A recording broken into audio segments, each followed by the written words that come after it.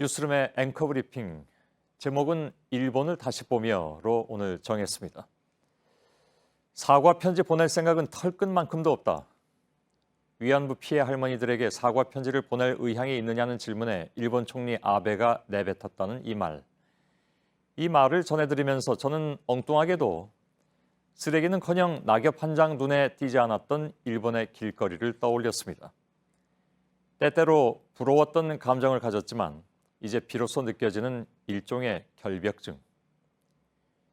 피해자에 대한 일말의 죄의식이나 책임감조차도 그것이 정치적인 의미를 갖는 순간 철저하게 거부해야 한다는 아베의 생각 역시 어찌 보면 왜곡된 결벽증이 아닌가.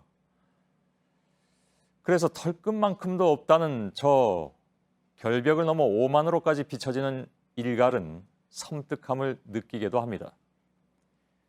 그리고 요 며칠 우리는 또 다른 일본을 보고 있습니다. 하기사 처음 보는 모습은 아닙니다만. 노벨 생리의학상을 받은 오스미 요시노리 교수는 이렇게 말했습니다. 남들과 경쟁하기는 싫었다. 그래서 자신은 인기 없는 분야의 외골수로 파고들 수 있었다는 고백이죠. 외골수, 그들이 얘기하는 해소 마가리 정신. 하긴 일본은 어쩌면 외골수들이 이끌어가는 나라죠. 가업도 대를 잇고 연구도 대를 이어서 파고들어서 대가를 이루는 사회.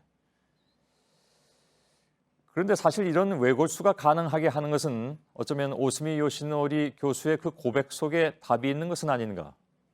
즉, 경쟁하기 싫으면 경쟁하지 않고 인기가 없는 분야라도 파고들 수 있게 해주는, 다시 말해서 외골수가 통하는 그 사회의 풍토 말이죠. 생각해보면 사과할 생각이 털끝만치도 없다는 아베의 역사인식, 정치인식도 변형된 외골수가 아닐까. 때로는 노벨상으로, 때로는 피해국이나 피해자에 대한 오만함으로 나타나는 이런 외골수에 그래서 한 번 더 섬뜩해집니다. 그리고 우리에게 전해진 소식. 소위 명문이라는 외고에서 전교 1, 2등을 다투던 여학생이 경쟁이 싫어서 학교를 그만둔 뒤에 9급 공무원에 합격했다죠. 학생의 결정과 장도에 무한한 격려를 보냅니다마는 요시노리 교수나 우리의 여학생이나 모두 경쟁을 싫어하는 것은 맞는데 오늘 일본을 다시 보자니 우리의 여고생이 애틋하게만 느껴지는 저녁입니다. 오늘의 앵커 브리핑이었습니다.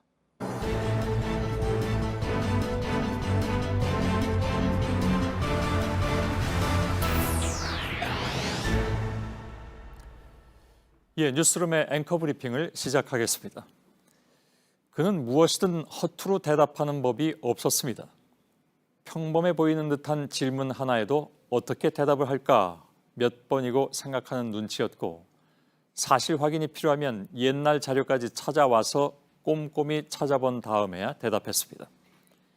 그러니 답을 다 얻을 때까지 시간은 속절없이 흘러갔지만 어찌됐든 엉터리 대답을 듣지는 않았습니다. 일본 외무성 대변인과 인터뷰했을 때의 일이었습니다. 또 한 사람, 그는 처음부터 정해진 질문 외에는 받지 않겠다고 강짜를 부렸습니다. 저도 마지못해 그러자고 했습니다. 과연 그는 비서를 시켜서 사전에 질문을 일일이 다 확인하고 저한테 재차 다짐까지 받고서야 겨우 자신의 사무실로 저를 불러들였습니다. 그리고는 특이하게도 인터뷰 내내 저의 얼굴을 한 번도 쳐다보지 않았습니다. 질문한 사람 불편하게 말입니다. 즉 자신은 미리 약속한 것만 기계적으로 대답할 뿐이지 인간적인 교감은 필요 없다는 태도였죠. 저도 나중에는 부하가 돋아서 준비되지 않았던 질문들을 마구 던짐으로써 나름의 복수를 하긴 했지만 말입니다. 그래도 그 역시 어쩔 수 없는 정치인이어서였던가. 당신이 나중에 총리가 되면 다시 인터뷰하자고 했더니 그제서야 처음으로 제 눈을 쳐다보고 웃었습니다.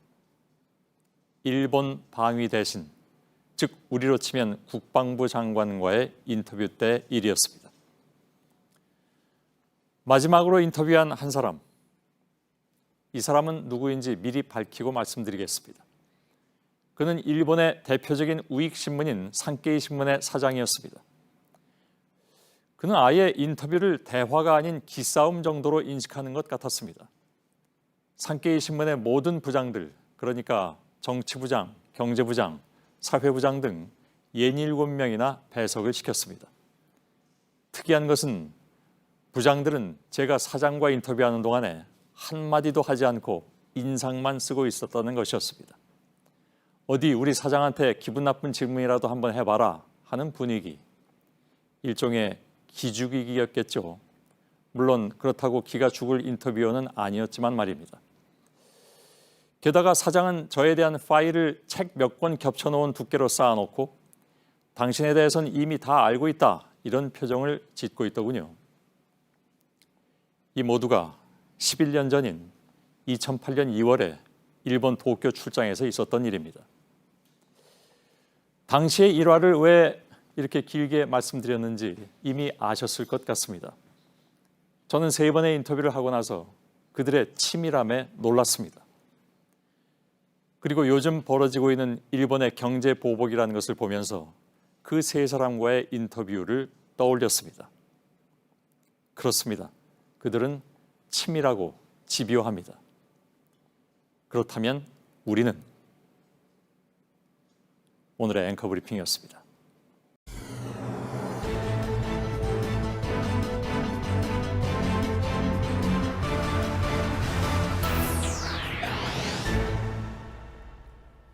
뉴스룸의 앵커 브리핑을 시작하겠습니다.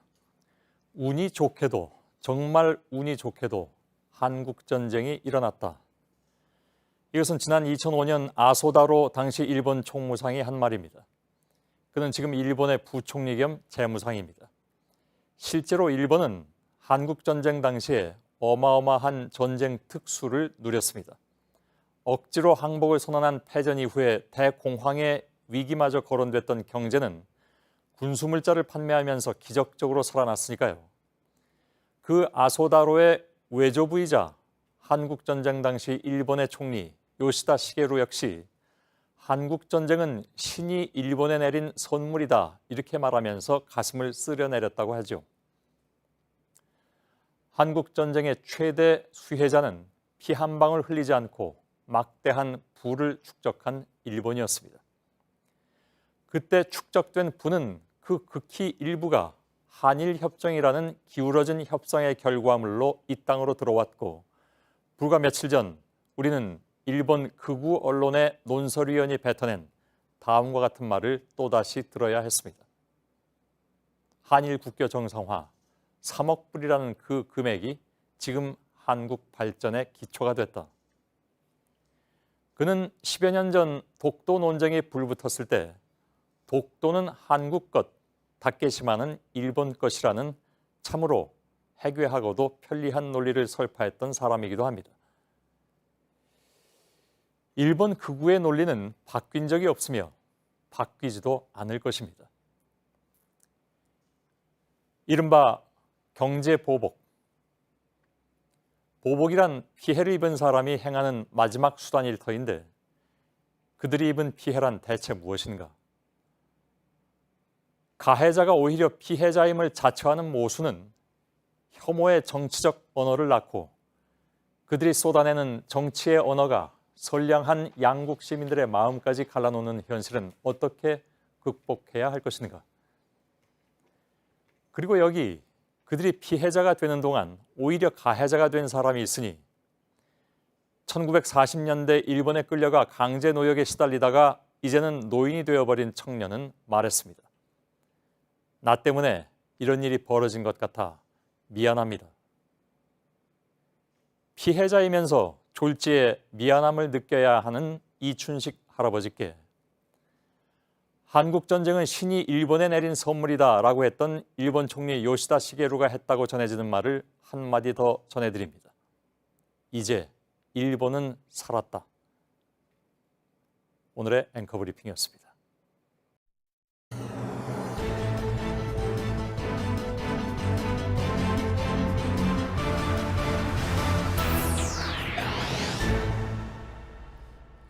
뉴스룸의 앵커 브리핑을 시작하겠습니다.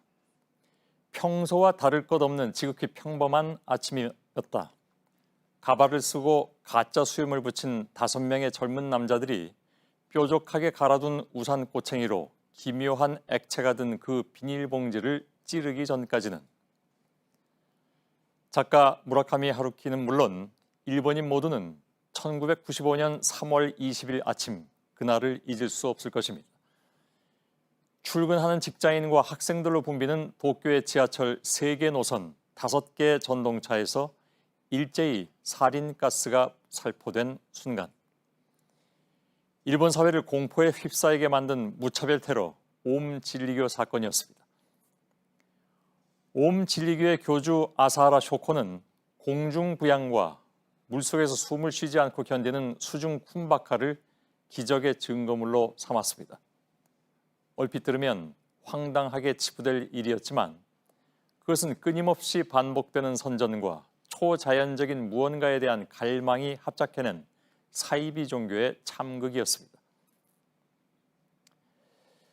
한국 기업이 살인가스 제조에 전용될 수 있는 에칭가스 납품을 재촉하는 등 안보상 부적절한 사례가 다수 있었다. 일본 공영방송 NHK는 정부 관계자의 말을 인용해서 이렇게 보도했습니다. 한국이 불화수소를 이용해서 치명적인 화학무기를 만들 가능성이 있다는 주장이죠. 값싼 중국산으로도 제작 가능한 독가스를 값비싼 고순도 불화수소로 만든다는 발상 자체도 황당했지만 한국의 기업이 굳이 그걸 왜 만들려 한다는 것인지 도무지 설명이 되지 않는 억지. 그들은 일본인의 밑바닥에 자리 잡은 살인가스 테러의 공포마저 상기시키며 양국 시민의 마음을 갈라놓고자 애쓰는 중입니다. 거꾸로 생각하자면 그들이 이렇게까지 억지 주장을 하는 이유는 그만큼 대다수 일본 시민들의 마음이 바라는 바대로 움직여주지 않고 있다는 반증일 수도 있습니다. 우리 역시 합리적이고 정상적인 일본 시민들의 마음과 크게 다르지 않습니다. 그래서 우리가 좋아하는 일본의 대표적 작가인 무라카미 하루키의 작품 구절을 다시 한번 인용하면서 그들 위정자들이 어느 날 갑자기 들고 나온 이른바 경제 보복에 대해서 우리 국민이 느끼고 있는 황당함을 전하는 것은 어떨까 합니다.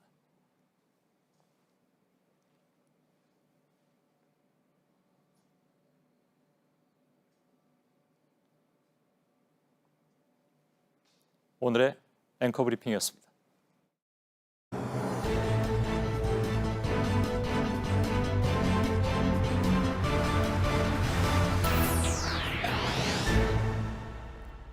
뉴스룸의 앵커 브리핑을 시작하겠습니다. 2천만 동포들이 3개월 동안 흡연을 폐지하고 한 사람이 매달 20전씩 거둔다면 모을 수 있는 것이다. 1907년 대한제국의 사람들은 모금을 해서 직접 나랏빚을 갚고자 했습니다.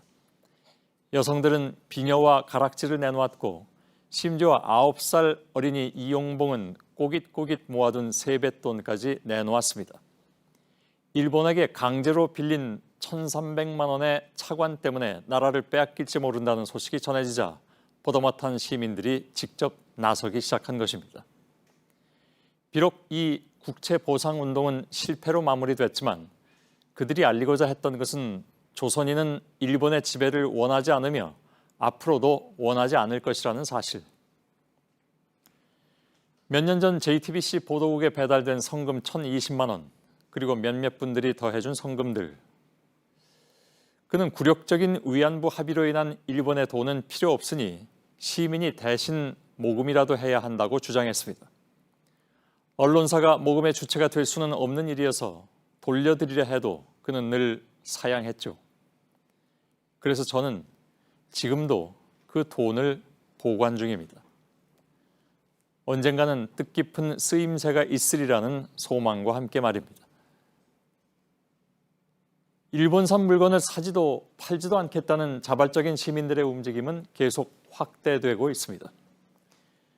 지나치게 감정적인 대응이라는 우려가 나오고 그래봤자 아무 소용없다는 현실적인 시각도 물론 존재합니다.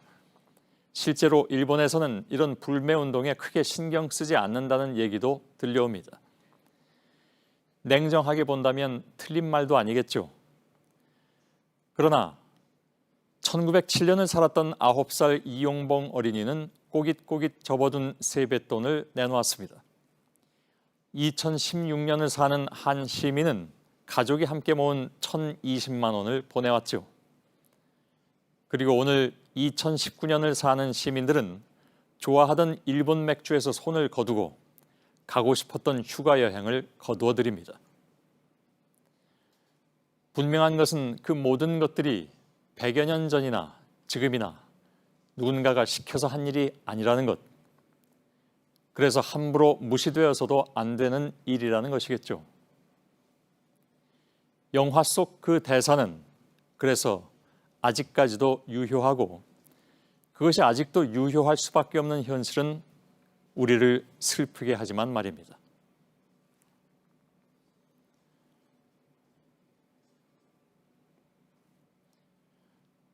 오늘의 앵커 브리핑이었습니다.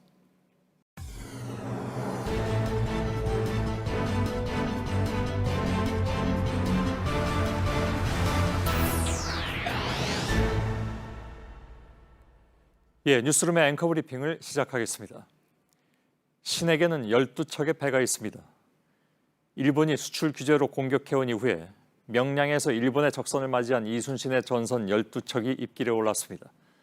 누가 이순신이고 누가 선조인가 논란이 일었고 배는 12척이 아니라 그 배 한 척이라는 막말이 돼 막말이 아니라 주장하는 조롱마저 등장했습니다. 논란은 분분하지만 다만 움직일 수 없는 사실은 딱 한 가지. 그날 그 명량의 바다에서 이순신은 전선 단 12척을 거느리고 출정할 수밖에 없었다는 사실이었죠. 그리고 그가 그 보잘것없는 배 12척으로 바다를 가득 메운 적선을 맞이할 수밖에 없었던 필연적인 이유는 바로 내부에 존재했다는 사실입니다. 조정을 능멸하고 임금을 기만했으며 기동 출격 명령에 따르지 않은 죄.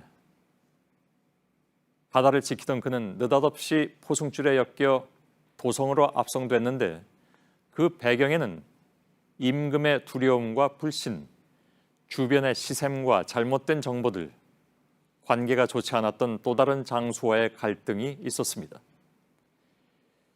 그러니 이순신의 그 배 12척이란 상황을 만들어낸 것은 누구도 아닌 바로 내부의 적, 즉 끊임없이 분열하고 자신의 탐욕만을 앞세우던 당시의 위정자들이었다는 것.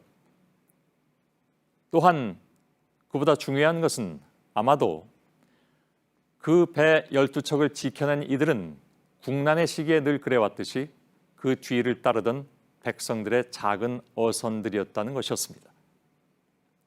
역사는 그렇게 말해주고 있죠. 결국 외란을 이겨냈던 것은 외부의 적 앞에서 분열했던 위정자들이 아니라 민초들이었다고 말입니다. 또한 늘 그랬듯 역사는 되풀이되는 것인가? 가고 싶던 여행을 포기하고 버릇처럼 손이 갔던 맥주 한 캔에도 손을 거두어들이는 애틋한 마음들은 그 12척의 배를 지켜낸 백성들의 마음과 닮아 있습니다. 그러니 지금 누가 이순신인가는 중요하지 않을 수도 있습니다. 오늘의 앵커 브리핑이었습니다.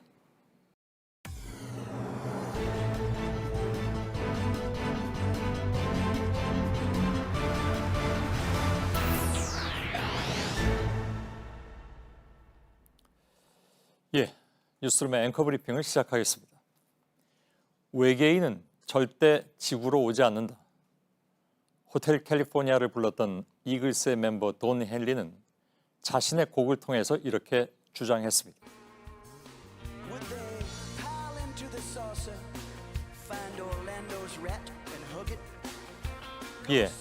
돈 헨리의 이른바 외계인론에 따르면 지구는 너무 위험하고 낯설고 무엇보다도 오염되어 있기 때문입니다. 말 그대로 더러워서 안 온다거나 할까? 외계인이 그 넓은 우주를 놔두고 하필 지구로 내려온다니 그는 어림없는 소리라고 일침을 놨습니다. 한편 정반대로 생각한 사람도 있었습니다. 외계인이 침공하면 힘을 합해야 하지 않겠습니까? 그는 7년 전 제19대 총선 당시에 야권 연대를 비판하는 여당 의원을 향해서 그 유명한 외계인론을 폈습니다. 우리나라와 일본처럼 툭하면 갈등 관계에 빠지는 사이라도 외계인이 쳐들어온다면 힘을 모아서 지구를 지켜내야 한다는 이야기. 당시의 여당을 외계인에 비유해서 야권 연대 명분을 설파한 것은 노회찬 특유의 어법이긴 했죠. 하긴 할리우드의 그 많은 영화 속에서도 역시 평소에는 앙숙이었다 하더라도 거대한 외계의 적이 나타나면 선택은 모두 같았으니까요. 노회찬의 비유에 따르자면 공교롭게도 이번에 침입해온 외계인은 일본이 돼버렸죠. 우리는 그래서 힘을 합칠 수 있을까? 정부가 대책도 없이 반일 선동에 나서고 있다는 주장과 야권이 내부에서 오히려 태클만 걸고 있다는 비판이 맞서고 있는 지금, 미안하지만 노회찬은 틀린 것 같습니다. 아닙니다. 노회찬은 맞았을지도 모릅니다. 일본 왕복 티켓값이 9만 원 혹은 그 이하, 여행객이 떨어지자 땡처리처럼 나온 경우에 따라서는 공항을 오가는 택시비보다도 적은 돈,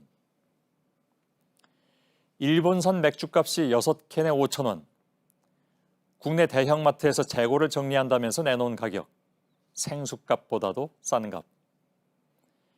그래도 안 가고 안 사 먹고 있는 민초들은 어찌 보면 그의 말대로 하고 있는 셈이니까요.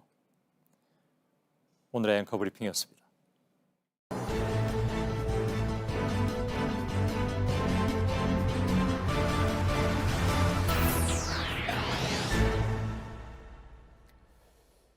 뉴스룸의 앵커 브리핑을 시작하겠습니다.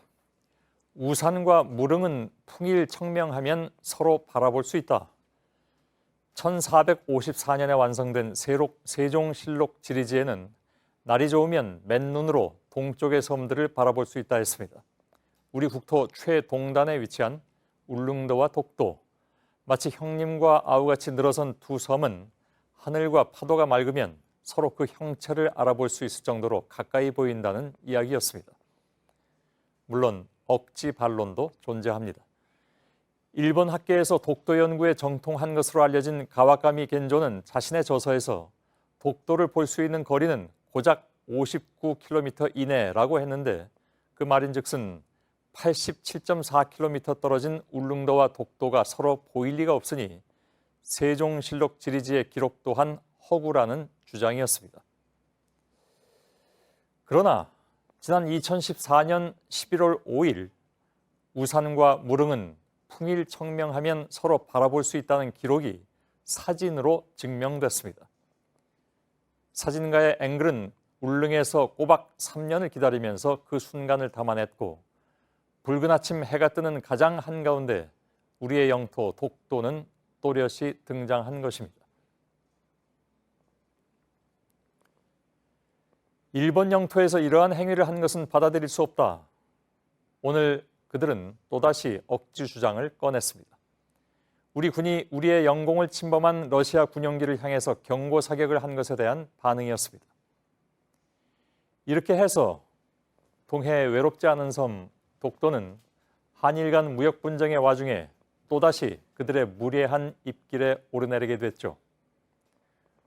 물론 집요하고 매우 끈질긴 그들의 주장에 일일이 맞대응할 필요는 없을지도 모르나, 오늘은 울릉도에서 직접 바라본 해 뜨는 독도의 이 모습과 함께 지난해 일본의 영토 담당상이 했다는 다소 흥미로운 발언을 마지막으로 소개해드립니다. 저쪽 방향에 일본 고유의 영토가 있다는 것을 확신했다. 물론 독도가 보이지는 않았지만. 독도와 제일 가까운 일본의 섬은 오키섬. 그 거리는 157.5km. 울릉도보다 2배쯤 멀리 있으니 보고 싶어도 못 봅니다. 오늘의 앵커 브리핑이었습니다.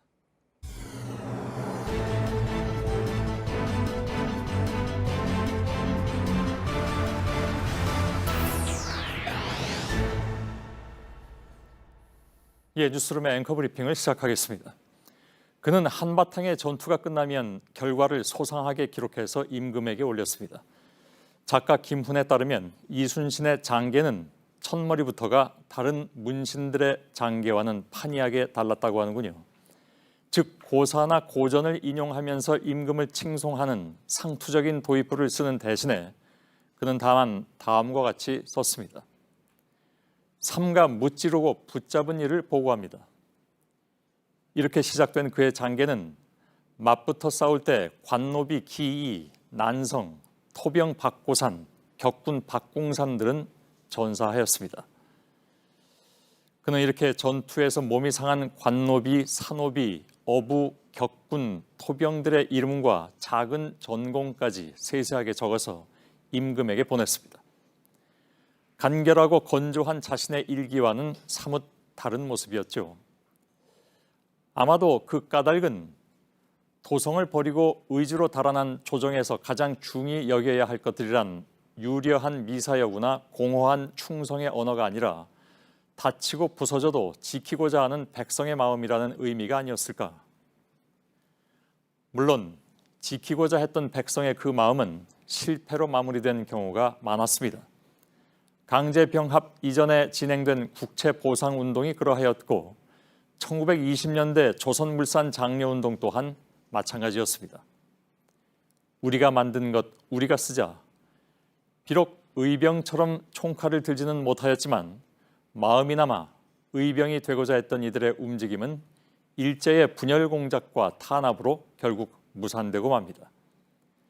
그러나 끊임없이 일어나 지키고자 했던 그 마음들이 차곡차곡 쌓여서 우리는 결국 나라를 되찾은 것일 겁니다. 아마 오늘의 시민들 또한 마찬가지일 것입니다.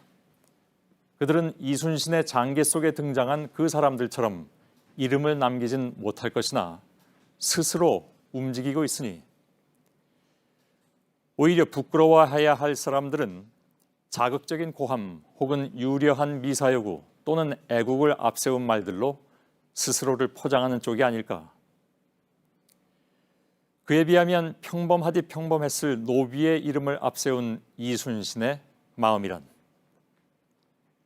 맞붙어 싸울 때 관노비 기이, 난성, 토병 박고산, 격군 박공산들은 전사하였습니다. 오늘의 앵커 브리핑이었습니다.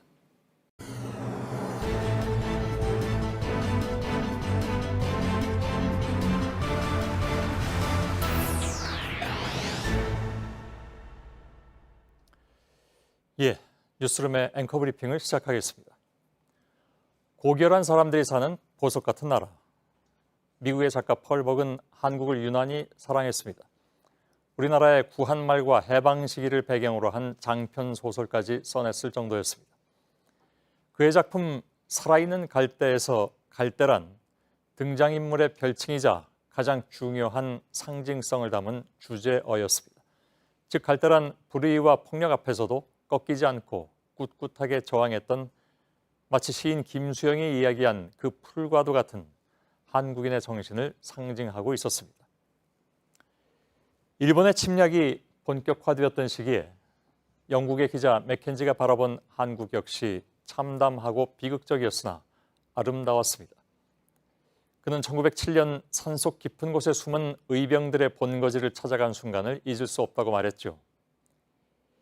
이기기 힘들다는 것은 알고 있습니다. 그러나 자유민으로 싸우다 죽는 것이 훨씬 낫습니다.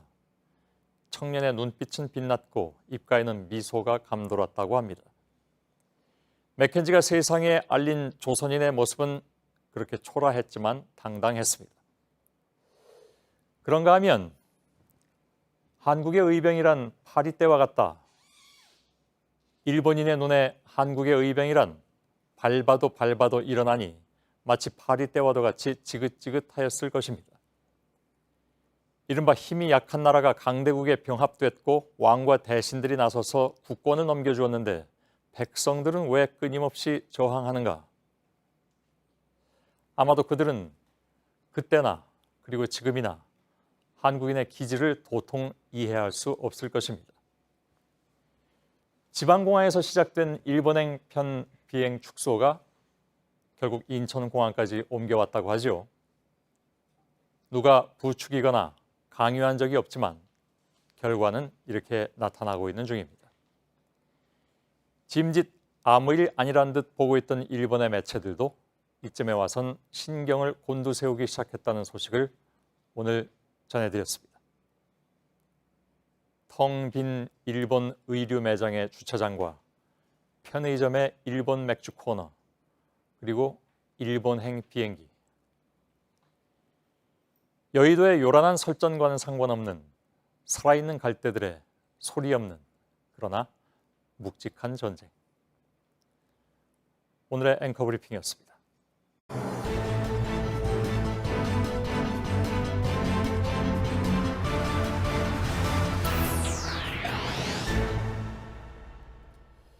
뉴스룸의 앵커 브리핑을 시작하겠습니다. 붉은색 오토바이가 질주하는 그곳은 일본의 수도 도쿄가 전쟁으로 파괴된 뒤에 새로 건설된 네오 도쿄. 1988년 애니메이션으로 제작된 이후에 수많은 SF 영화에 영향을 준 아키라의 무대는 2019년, 그러니까 지금 우리가 살고 있는 오늘이 배경이었습니다. 우연일까 아니면 필연이었을까? 80년대에 만들어진 작품 속 2019년의 네오 도쿄는 올림픽을 준비하고 있었습니다. 모든 것이 무너진 폐허 속에서 그들은 또다시 경기장을 건설하는 데 총력을 기울이고 있었던 것이죠. 1960년대에 청소년기를 보낸 감독 오토모 가스히로는 1964년 도쿄올림픽을 준비하던 일본의 모습을 기억하고 있었습니다. 당시 일본이 강조하고자 했던 것은 자신들이 더 이상 패전국이 아니며 일본은 원폭 피해를 입은 전쟁의 피해자라는 사실. 원폭 당시 히로시마에서 태어난 소년이 개막식 최종 성화 주자로 나설 정도였으니까 올림픽은 전범 국가인 일본의 논리를 세계에 홍보하는 데 더없이 좋은 무대였던 것입니다. 그리고 마치 애니메이션의 그 장면처럼 바로 내년에 열릴 올림픽을 준비하는 도쿄. 그들은 이번에도 역시 후쿠시마의 참극으로부터의 재건과 부흥을 이야기하고 있으나 그들이 말하는 재건과 부흥은 무엇인가? 지금 후쿠시마에서는 부흥이 무엇보다 중요하게 여겨지고 있다.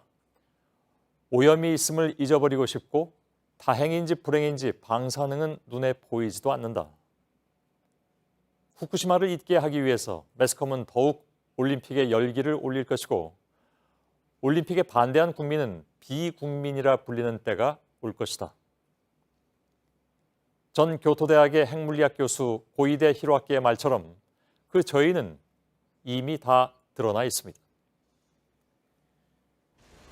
애니메이션 아키라에서 주인공은 인간을 넘어선 생명체가 되기 위해서 폭주하다가 결국 도시와 함께 폭발하고 맙니다. 작품 속의 도쿄는 이미 첫 장면에서 처참하게 무너져 내렸는데 그 이후에 간신히 재건해 올린 네오 도쿄 역시 허망하게 무너져 내린 것이죠.